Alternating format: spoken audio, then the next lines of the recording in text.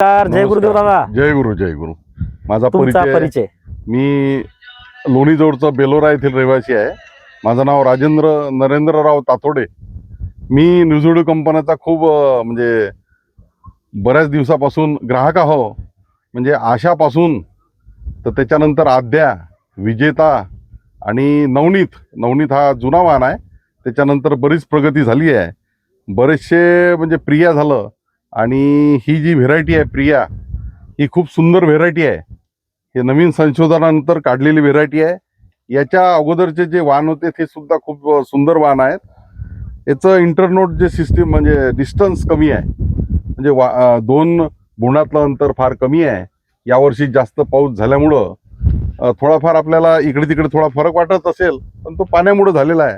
परंतु ओव्हरऑल हे बोंडाची संख्या पाहून घ्या आणि हे झाड सुद्धा आणि हे झाड म्हणजे कसं असं तुमचं वाहन येतेच.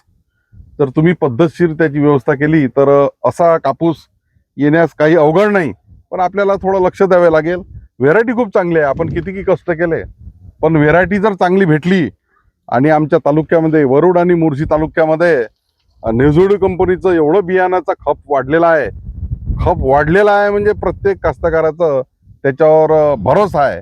कारण का हमखास आणि याचं बोंडाचं वजन फार म्हणजे कापसाचं वजन चांगलं असल्यामुळं वेचणीला सुद्धा खर्च कमी येतो. त्यामुळं हा ओव्हरऑल हा जो न्यूझिडो कंपनीचा वाहन आहे, ह्या नवीन आलेला प्रिया, बरेचसे यांचे चांगले वाहन आहे, पण हा प्रियाचा प्लॉट आहे. सर्वच वाहन चांगले आहे, त्यातून हा प्रिया वाहन खूप सुंदर आहे आणि निश्चितच आपल्याला यावर्षी भरघोस उत्पन्न देणारा वाहन आहे. तरी सर्व शेतकरी बांधवांना माझी विनंती आहे, तर हा जो वाहन आहे याचं जास्तीत जास्त आपण पेरणी करावी आणि आपलं जीवनमान तसंच उत्पन्नाची पातळी वाढवावी. तर असा माझा एक याबद्दल हे आहे बोलणे आहे. दादा आपल्याकडे पण डेमो म्हणून आपण माझ्याकडे दोनशेचे पाकिट दिले आहे. कसं आहे आपल्या डिस्ट्रीब्युटर सतीश भाऊ बोरुपी राजोरा बाजार यांनी. खूप चांगला वाहन आहे. आता मी त्याचं वलित केलं तर आता खूप डेव्हलप झाला. हो, जरा तो याच्यात गेला होता. त्याची व्यवस्था वगैरे चांगली आहे. तोही म्हणजे शेतीच्या मानाने खूप चांगला आहे. त्याचं अंतर कमी आहे, 3.5 फुटावरच आहे, पण त्याची वेगळीच म्हणजे धजच वेगळी आहे ती. आता पुढच्या वर्षी किती एकरवर प्रिया लागवड करणार? प्रियाची लागवड मी 5 ते 7 एकर किंवा 10 एकर करू शकतो.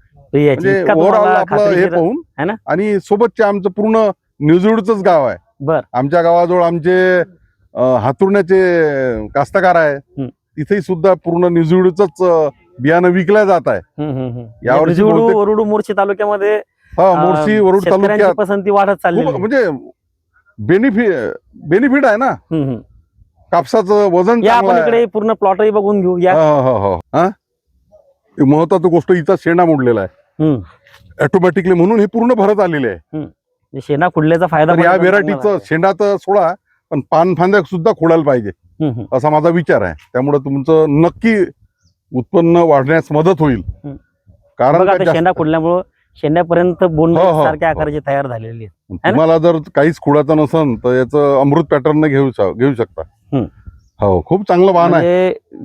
हो, चांगल्या व्यवस्थापनामध्ये भरघोस उत्पादन प्रिया कापूस चांगला. जर आपल्याला चांगली व्यवस्था करायची असेल आणि म्हणजे चांगली व्यवस्था करायची असेल ना, भरघोस उत्पन्न घ्यायचं असेल तर हा वाहन फार चांगला आहे.